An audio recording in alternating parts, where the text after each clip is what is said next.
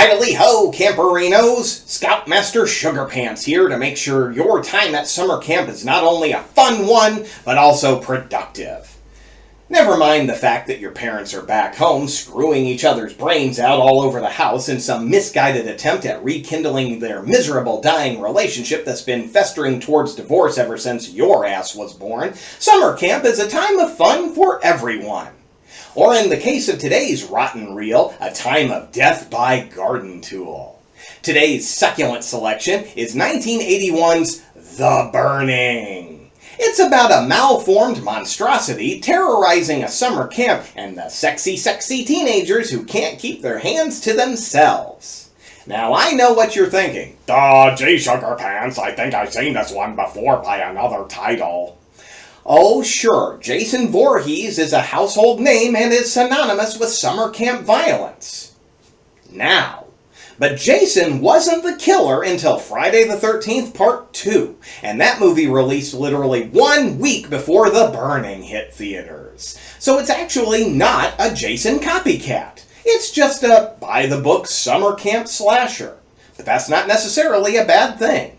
So let's blast the morning trumpets and get up out of those comfy-wumpy sleeping bags and run down that sleaze docket to see what's on today's itinerary. We have 10 dead bodies, 12 cups blood, 4 naked breasts, 5 naked butts, 1 naked bajingo, gratuitous slow-motion co-ed jailbait, 1 soapy shower, 2 human torches, scissors to the belly, 2 garden shears to the throat, 2 garden shears to the chest, garden shears to the forehead, garden shears to the thigh, garden shear impalement lift, garden shear to the temple, garden shear to the shoulder blade, garden shear to the arm, 3 fingerectomies, axe to the skull, dramatic lightning cliche, malfunctioning light switch cliche, spooky camp stories at camp cliche, creepy owl sound effect cliche, Tom Peepery, unconvincing night for day filter, cigarette smoking taxidermy, jump scare pigeon, Vaseline smeared killer vision, dollar store flattened scrugs, skinny dip blue balls, casual littering, 1 sad waste of a flamethrower, sleeping bag premature ejaculation, and George Costanza's whale eye. Our movie begins in the boys' bunk at Camp Blackfoot, where a group of teens are plotting the biggest prank any pranker had ever pranked. Apparently the 5 aren't just interested in pulling a joke, but to get revenge. Oh, what's in the box? What's in the fucking box? Quietly, the gang heads over to the caretaker's cabin long after everyone is supposed to be in bed, which is a great way to accidentally see some old dude's angry masturbation session, or worse. One goes inside and strikes a match to light whatever's inside the box while the other 4 watch from the window. He reaches in and puts something onto the table and heads back outside. They all rap on the windows and howl until the caretaker wakes up to find a flaming, rotting skull. He screams and knocks it over onto his blanket, which catches fire like it's made of tissue paper. And since Cropsey sleeps with his favorite gasoline can, that dumps over and ignites everything. The Human Torch runs outside and flails around for a bit before tumbling down the hill into the conveniently placed lake. The boys take off running, and we do a fade cut to the hospital. 1 week later, Jesus, this is a medical emergency. Can we get the burn victim to the hospital a little quicker? Inside, one of the orderlies is messing with the new guy. Glad to see hazing is an all-ages thing you just never grow out of. As they head down the hall, the orderly talks about the cooked convalescent and how he would prefer death to what happened to Cropsey. The new doc keeps trying to get away, but the orderly coaxes him into Cropsey's room. Reluctantly, the doc takes a look and is horrified, but all we get to see is a charbroiled arm as it grabs the screaming orderly. Dude's bedside manner needs some improvement, huh? I'm guessing that didn't do wonders for Cropsey's positive outlook. Roll the opening credits. After the sequence, the movie gives us the exact same hospital tracking shot from earlier, only in reverse. 5 years have passed and Cropsey is finally being released. A nurse wheels him towards the door and we get an audio replay of the doctor's warnings. Specifically, that the skin grafts didn't take and that he shouldn't blame the teens responsible because it was an accident. A pair of legs leaves the hospital and we find out it's sitting in the porn district, which is super convenient. I don't know about the rest of you, but when I had my appendix removed, I immediately had the desire to hire a hooker and buy some interracial bukkake videos and had to go all over town to get it. Hospital-adjacent smut is clearly city planning of the future that we need now. Greasy Cropsey POV heads down the street and eventually follows a prostitute as she leads him up the stairs. At least she's enthusiastic about the upcoming transaction, nothing worse than a jaded whore. Cropsey turns off the lights and approaches, and that's when the lady finally gets a good look at his face, which immediately kills the mood. Cropsey holds her against the wall and stabs her in the stomach with a large pair of scissors. She's pushed through the glass window and blood sprays across the room. We cut to a quiet, pristine lake at Camp Stonewater and join the campers playing some co-ed baseball, complete with slow-motion jiggles and ass-ogling. Eddie makes a pass at Karen while Dave laughs. A line drive heads towards the woods and Tiger chases after it. That's when a shiny pair of garden shears and greasy vision approaches. Everyone else tells Tiger to just come on back, but she insists she can find the ball, and she does, just in time to avoid a painful death. Everyone's gathered at the mess hall where Counselor Michelle is having some girl talk with Karen, specifically about how every time she and Eddie get close, he does something to make her uncomfortable and nervous. So much so that she's requested permission to leave the upcoming group outing if things get too bad. Next morning, Sally wakes up before the other girls and heads for the showers. We get a little wet, soapy fun until Sally hears some nearby creaking. She calls out to see if it's Michelle, but no one answers. That's because Michelle is waking up the other girls in the cabin. Sally pulls the curtain aside and screams loud enough to bring a bunch of others running. Michelle runs into Alfred as he exits the girls' shower facility. He takes off, but is stopped by Todd, the boys' counselor. Alfred admits he was only trying to scare her, and Todd lets him go. Michelle follows Todd and insists that they throw him out of camp, but Todd just wants to believe the best in the kids and gives him another chance. At his office, Todd has a meeting with Alfred, who confesses that everyone bullies him and he has no friends. That's when Todd admits that 5 years ago he got kicked out of a camp he was attending and that he understands. I'm guessing that the 5 years ago isn't important at all, right? Back at the girls' cabin, the others are helping Sally feel better. The conversation turns to the upcoming trip for the older campers and how they're going to have a few nights alone with the boys. Out by the lake, Alfred's approached by a douchebag and a wife-beater who warns Alfred to stay away from Sally. He gets handsy with him before Todd interrupts. Glazer? What's your problem? His name is Glazer. Allow me the pleasure of introducing you to Blade. Laser. Glazer? Alfred takes off and Todd warns Glazer to not cause any problems for anyone at the camp. Out at the lake, the boys are making some attempt to be friendly towards Alfred by giving him swimming lessons. Why this is falling to the campers and not the counselors, I don't know. But it definitely seems like something a summer camp would be well equipped to handle. Naturally, Glazer takes that opportunity to be a douchebag and shoves Alfred into the lake. Outcast weirdo camper who can't swim ends up in the lake and the counselors are too busy to watch. The others get Alfred back on the dock and ask if he wants them to take care of the jerk. Woodstock grabs his pellet gun and tags Glazer right in the ass cheek while he's trying to be all suave in front of the ladies. The boys then give him a 3-moon salute and Glazer gets shoved off of the platform. And if there's one thing we know about bullies, it's that public humiliation and pain will definitely make them stop picking on others. That night at the boys' cabin, the fellas are having a quiet evening of cards, smokes, and curious, gentle poking. Dave comes in with a bag of ordered contraband while Greaso-Vision approaches. Glazer shames the boys for looking at porn instead of going for the real thing, and Dave hands him his condoms. Glazer refuses to pay for them because they're not lubricated. The greasy goober peeps into a window and Alfred gets a glimpse at a twisted face. He alerts everybody else, but nobody believes his story. Todd's checking the bunks and almost has his head taken off by an angry bird. He finally makes it to the boys' cabin just in time to break up the ridiculing of Alfred, and we all head to the mess hall. The guys stroll in like they fucking own the place, and Glazer gets his creep on with Sally. Dave interrupts, and Glazer throttles him a little. He then tells Alfred to stop staring at him. Woodstock asks if anyone has his vitamin E and goes back to the cabin to get it. Seriously? Splitting from the group for antioxidants? Well, I give him points for originality, I guess. While he's gone, one of the counselors reminds the older students about being safe on tomorrow's trip away from the camp. On the way, we get more greasovision, as well as a malfunctioning light switch cliché.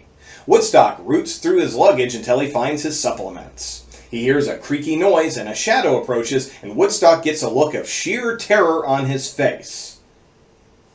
But why?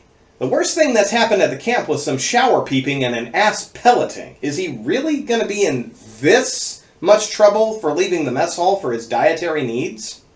He shines the flashlight and, oh, it's just Todd who's still doing his rounds. Back at the mess hall, Todd confronts Glazer. One more stunt like that and you're on your way home. And I assume he's talking about the lake incident?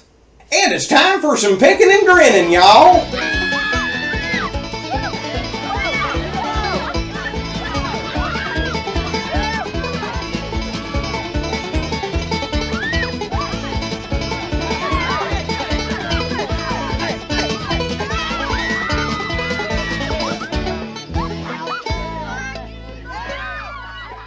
Nighttime brings out the spooky stories around a campfire cliche, and Todd tells the story of Cropsey, the mean drunk camp employee who carried garden shears all the time. Also, how the campers decided to play a prank that goes wrong, leaving him burning alive in his bunk. Right, so Todd was one of the kids at the beginning, right? Everybody came to that conclusion without needing any more of the movie building that up, right? As Todd concludes his story, we see a hand reaching for Glazer's shoulder and brandishing a rather large knife. You're dead!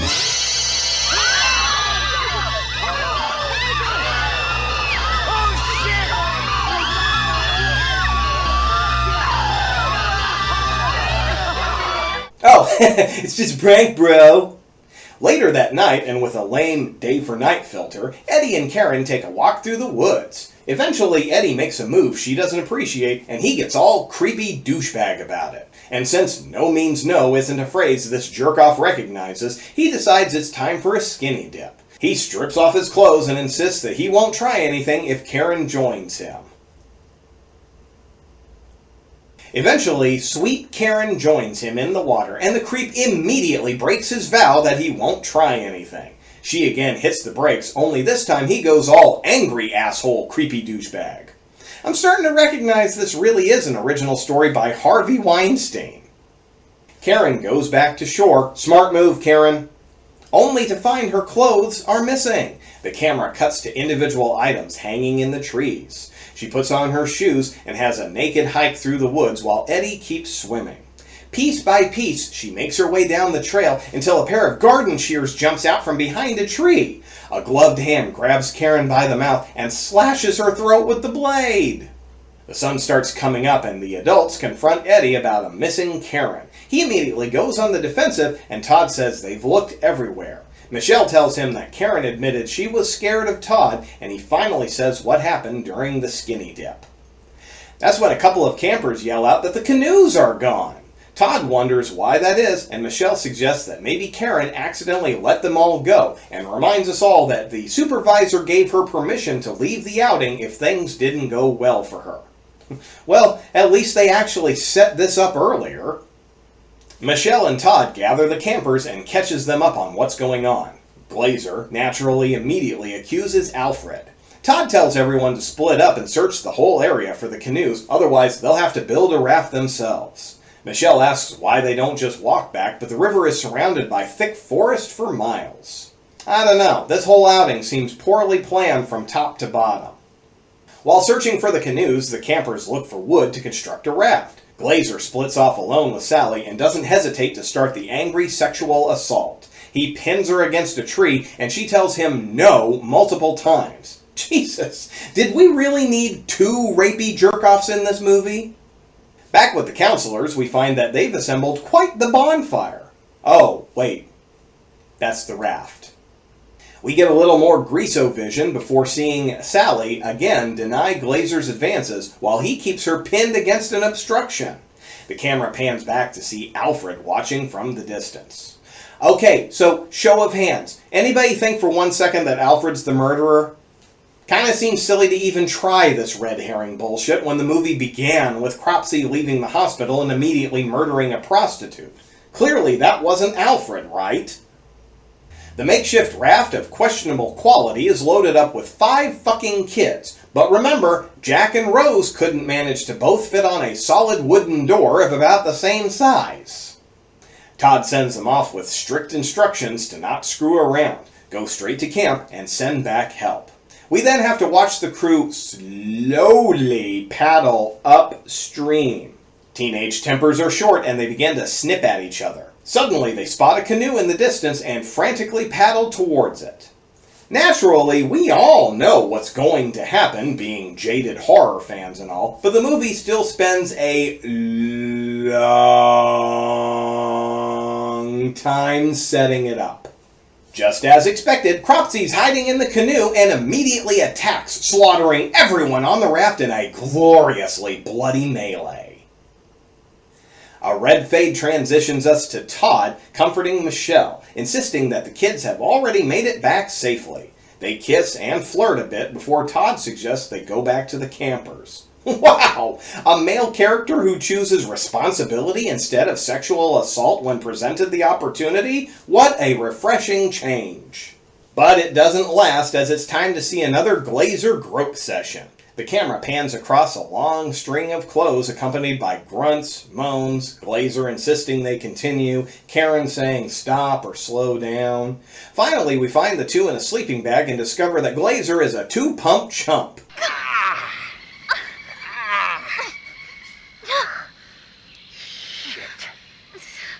That's all.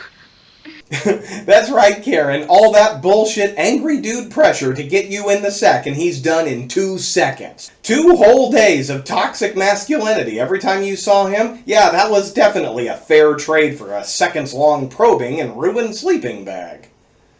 Glazer's in the throes of his flaccid pity party. Oh, great. So now the girl you've bent into sloppy submission now has to comfort you in the disappointed afterglow, too? We get a few seconds of Greaso-vision before Glazer says he'll run to camp for some matches, come back, and make a fire. Just seconds after he leaves, Cropsey pops out and attacks. She wrestles with the garden shears and yells, "No, please, no." But Glazer has proven that he's incapable of hearing those words when they're spoken to his face, so why would he hear them 20 feet away? Glazer grabs the matches and heads back, but Alfred follows. He assumes Sally is asleep and peels back the sleeping bag, but Cropsey's hiding in there with her somehow and stabs him in the throat. He lifts him off the ground and carries him several feet until he hits a tree. Alfred runs back to camp and tries to tell Todd what happened, but he can't get the words out right away. Todd seems sick of his routine and doesn't believe him. Eventually, he agrees to go with Alfred just in time to find Glazer's dead body. Cropsey jumps out and slashes at Todd's face, and Alfred takes off running. And instead of giving Todd a confirmed kill stab, he takes off after the witness. The other campers are waking up just in time to see the makeshift raft slowly drifting by.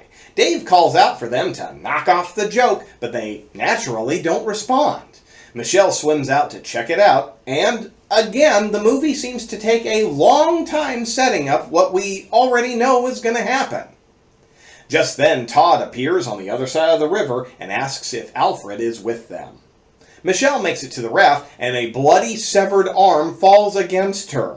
Woodstock's corpse floats up from below, and Michelle gets the fuck out of there. Todd tells Michelle to take the last of the kids and the raft and to get help, and we join a sweaty Alfred who's still running and literally has put 0 distance between him and Cropsey. Todd takes off into the forest and calls out for Alfred, but at least he was smart enough to bring an axe with him.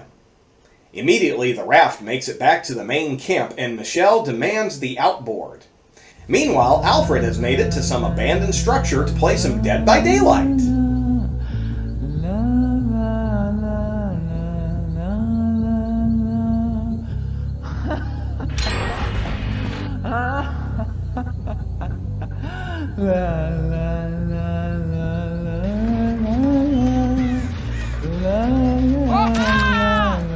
And instead of killing immediately like he's done every other time before, Cropsey changes his MO and drags Alfred into the nearby mine, ties him up, and holds his arm in place with the shears. Fortunately, Todd's close enough to hear his cries for help and comes running straight to where he needs to. Inside the mine, Todd takes his time, stumbling and making a lot of noise, and eventually is attacked by a mine cart. Yeah, don't step off the tracks right away, hesitate, and remain in the clearly defined and limited path of danger. He trips and falls to the ground, then looks up to find Karen's body sloppily edited to look like it's there and isn't just reused footage from earlier. Suddenly a blowtorch is lit and approaches. Todd grabs his axe and watches through the wood beams. We then flash back to the beginning of the movie with the pranking kids to show that they edited the audio to not reveal Todd was one of the kids. And again, I'm just curious, was anyone out there not thinking Todd was involved somehow? The flamethrower gets closer and closer until it turns off. Okay. Todd hears Alfred's painful moans and heads in that direction until jump scare Cropsey! The flamethrower reignites and Cropsey's twisted face is on full display. Alfred uses his free hand to... Wait a minute, this fucking wimp had a free hand this whole fucking time? He pulls the shears free from the wall and falls to the ground. Immediately, he stabs Cropsey through the back with his own shears and his lifeless body hits the floor. Michelle's boat gets back in time to flag down the police helicopter. Convenient. Todd's helping Alfred out of the mines, but Cropsey jumps up one more time. It is an 80s slasher after all. Did you really not expect this to happen? Todd immediately puts his axe through Cropsey's head, pinning him to a support beam, and Alfred lights him up for the second time in his life. And even though he's got a split skull, Cropsey thrashes around a bit before leaning back up against the post Todd had pinned him to. A little continuity weirdness, but whatever. The two finally leave the mine, and we remain on the engulfed Cropsey for a long damn time. The scene fades, and we get a second campfire story. Don't move. You're dead! And that's The Burning, a horror movie that spawned a terrible, hulking monstrosity that allegedly terrorized Hollywood for nearly 40 years. Oh, I don't mean Cropsey. I mean this fucking pig. The Burning was directed by Tony Maylam, who also directed the Rutger Hauer alien classic Split Second. On the acting side of things, this one was packed with familiar faces, several of which count this as their first movie credit. Michelle was played by Leah Ayres, but I know her better as the girl who got to nail Frank Dukes in Bloodsport. She was also the waitress in Meatloaf's music video for More Than You Deserve, 1 episode of The A-Team, 2 episodes of The Love Boat, 5 episodes of Saint Elsewhere, 1 episode of 21 Jump Street, 1 episode of Freddy's Nightmares, 2 episodes of Who's the Boss, 1 episode of Married with Children, and 3 episodes of Walker, Texas Ranger. Brian Backer was our slightly creepy Alfred, but is much more commonly known as Rat from Fast Times at Ridgemont High. The Money Pit, Police Academy 4, Citizens on Patrol, and 6 episodes of Santa Barbara are some of his other acting gigs. Our two-pump-dump-chump Glazer was played by Larry Joshua, who also played a whiny jerk in a much more high-profile film that I bet you've seen. I missed the part where that's my problem. Dave was played by Jason Alexander, whom nobody should be unfamiliar with, even the 3 of you who never saw an episode of Seinfeld. Fisher Stevens starred as the vitamin-deficient Woodstock, but I bet you recognize him from other works too, most infamously as Ben from Short Circuit 1 and 2. I enjoyed repeatedly throwing you to the ground. I am thinking she is a virgin. Or at least she used to be. Does? Oh, her pants are blazing for you, Newton Crosby. Yeesh. And if that wasn't enough cringe for a single career, he also played Iggy in the Super Mario Bros. Movie. More recently, he was the newspaper reviewer that deemed Patty's Pub the worst bar in Philadelphia. Holly Hunter had a very small role as Sophie, one of the older campers on the canoe trip, but has gone on to some big projects: Raising Arizona, The Piano, The Firm, Crash, Oh Brother Where Art Thou, and one of my favorites, the stretchiest MILF in the world of animation, Elastigirl in The Incredibles. So that brings us to the end of another rancid review, kiddies, but another dreadful dollop will be doled out in due time. So until I greet you then, this is your hellacious Harlequin Sugar Pants. See you in your dreams.